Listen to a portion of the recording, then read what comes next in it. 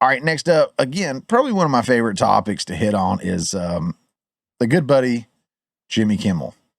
Okay, Jimmy Kimmel is kind of largely known to my audience as someone I don't care for, and his audience doesn't care for me. I think I made 2 videos on him a while back, and they came out of the woodworks and really, read me my rights and everything. Took me to task. Last week I covered Jimmy Kimmel again, kind of getting called out as dumb. His line of questioning, dumb, from Cher, who's also not the brightest bulb on the Christmas tree for sure. But I was happy to share something on Jimmy because it's been a little while. Well, wouldn't you know it, Jimmy done spoke up again and popped up in my timeline. So I gotta speak on Jimmy a little bit here. So this is gonna be another Jimmy Kimmel segment, guys. But to be fair, again, it's not just Jimmy Kimmel who's doing this. And what is this I'm talking about? Well, let's take a look at this article from TV Line. It says Kimmel calls out Trump and gaggle of scumbags for politicizing wildfires, praises heroes of natural disaster, including Steve Gutenberg. All right, so that's a mouthful there. Let's roll on through it. It says a teary-eyed Jimmy Kimmel, shocker, I know. Oh, what, you gonna cry? No. No, go ahead, cry. Let me see you. Let me see you cry. All right, a teary-eyed Jimmy Kimmel was the first Los Angeles-based late-night host to return to air Monday. And while he took a moment to call out President-elect Donald Trump, a moment, these guys can't wait to do that. While he took a moment to call out President-elect Donald Trump and his gaggle of scumbags, his monologue was primarily focused on the real-life superheroes who have emerged during a very scary, very stressful, very strange week in the Golden State. We are back in our studio, which we had to evacuate on Wednesday, Kimmel began, after showing just how close the wildfires came to reaching the El Capitan on Hollywood Boulevard. He added, many of us had to leave our homes in a hurry. Some of our coworkers lost their homes. It has been terrible. And of course, again, I don't care for Jimmy Kimmel. He's a giant douche. All the late night show hosts have really shown that they are giant douches. Some of them I used to really enjoy. But they drank the Kool-Aid and they decided that they wanted to be somebody else, and that makes me sad. But again, I don't disparage these guys in the sense that I hope their house burns down. I hope they end up homeless. I hope they have loss. I don't. I wouldn't wish this upon anybody. I think it's terrible. And I have seen people out there celebrating it, and I hate to celebrate it. I mean,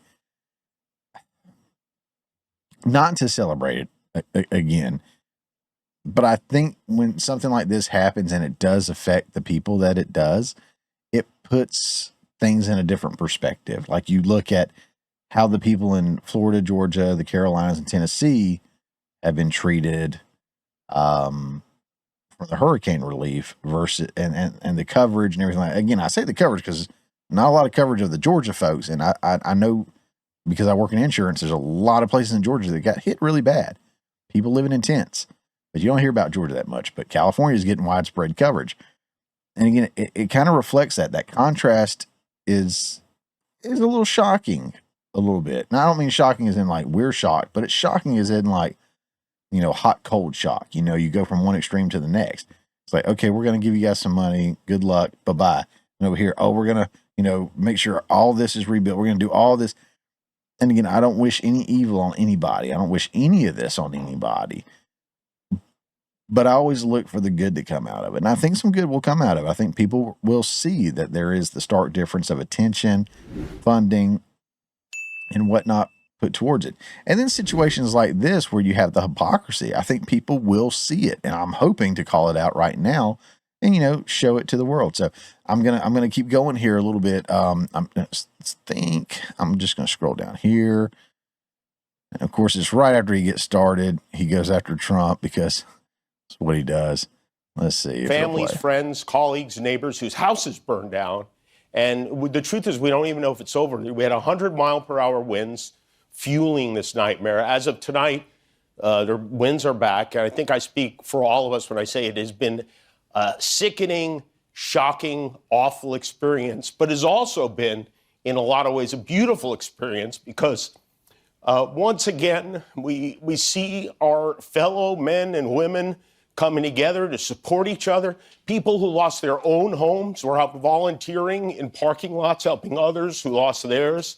And tonight, I don't want to get into all the vile and irresponsible and stupid things our alleged future president and his gaggle of scumbags chose to say during our darkest and most terrifying hour.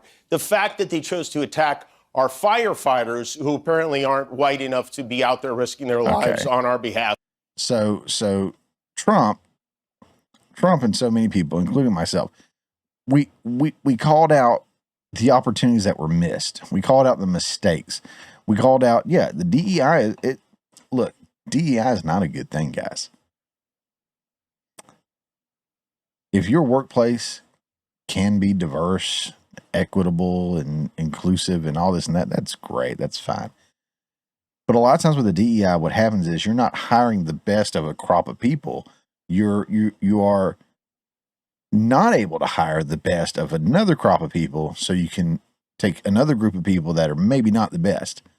So instead of getting all A players, you're getting A players mixed in with some B or even C players, just so you can check your boxes. When it comes to firefighters, doctors, first responders of any kind, you kind of want them to all be A players as much as possible, right? Pass all the standards. You guys heard Pete Hegseth this week in his confirmation. That was a big thing he was talking about. If you hadn't seen it, go check it out. But it's like, I don't want to lower the standards to get more people into the military, because then they can't do the job requirements while they're in the military. And that makes absolute sense. And one of these tranny firefighters was like, someone asked me if I'd be able to lift their husband if they got stuck in the house. And my response was, well, what's he doing to get stuck in the house? No, your response is, yes, I can lift him. I can get him out of there because that's my job. That's the attitude that thing should have had. I'm sorry, I don't know what it was. But instead, it's, I got sass and sarcasm and all that. I shouldn't have to lift him. Yes, you should. That's your job. It's your job. So Trump, his supporters, myself, and many others were calling out the shortcomings of the governor, right? Newsom, the mayor, the fire chief. This is where you went wrong. This things that need to be improved on. These are things that you already knew that were wrong. Yes, it was politicized. Why? You don't let a good disaster go to waste. And everything that was said was correct. Okay, it needed to be called out so it can prevent the next one. Okay, but these guys here love doing that when it's their turn to do it. Let's look at a couple more articles real quick. Again, we're just going to look at the headlines right here. From the LA Times, compassion and decency are lost amid wildfires as California foes seek cheap political points. From the Independent, stop playing politics with the LA fires and address the key cause, man-made climate change. All right, a couple of different disasters in that headline, huh? But let's take a look back. Not so long ago, when there was a disaster, a catastrophe, a tragedy that was fresh, and somebody politicized it as soon as they could. Wonder who that was. As I'm sure you know and feel, this is another very sad day in America, another senseless shooting, this time at a high school in Parkland, Florida, where a gunman, a former student, opened fire yesterday. Again, 17 lives have been lost, more than a dozen people are hospitalized, and our president, as he should, weighed in on the tragic events this morning from the White House. We are all joined together as one American family, and your suffering is our burden also. No child, no teacher should ever be in danger in an American school. Agreed. No parent should ever have to fear for their sons and daughters when they kiss them goodbye in the morning. Agreed. So I agree with both of those statements. And here's what you do to fix that. Tell your buddies in Congress, tell Paul Ryan and Mitch McConnell and Marco Rubio, all the family men who care so much about their communities that what we need are laws, real laws, that do everything possible to keep assault rifles out of the hands of people who are going to shoot our kids. Go on TV and tell them to do that.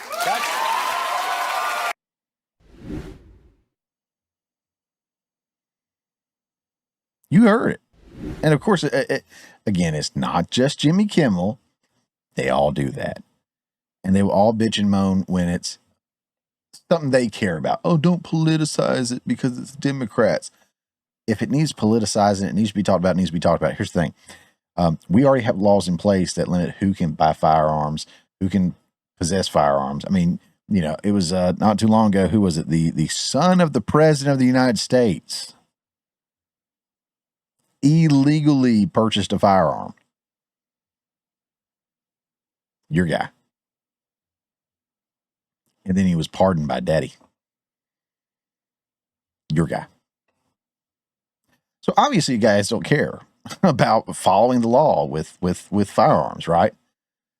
Again, I'm not even get into that whole firearm debate, but we have laws in place already, like don't shoot people, don't lie, or it's a federal offense on your form.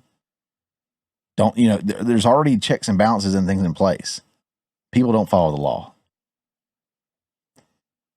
It is a significantly heavier and harder conversation for that than it is the wildfires. Because while we can say, hey, don't burn the forest, and it's going to burn anyway because that's what happens, we can say, hey, get the floor bed cleaned up, right? The forest bed or whatever you call it, right? Get the vegetation taken care of. Get your water reservoirs filled. You know, maybe hire capable people. You know, there's all these things that could have been done to maybe not prevent it necessarily, but it could have definitely restricted how impactful it was. And I think that makes sense to call out. I think it does. And maybe that makes me the hypocrite. I don't know. But again, Crying Jimmy over there, the rest of the left, don't want you to politicize it when it's on one side, but they're okay when it's the other side. Funny how that works, right? Hey guys, thanks for checking out this clip from the Morning Mayhem. Remember, this is just a portion of the full show that comes out every Friday morning at 10 a.m. Eastern Time. If you hadn't already, don't forget to subscribe so you don't miss out on any of the full shows or these tasty little nuggets.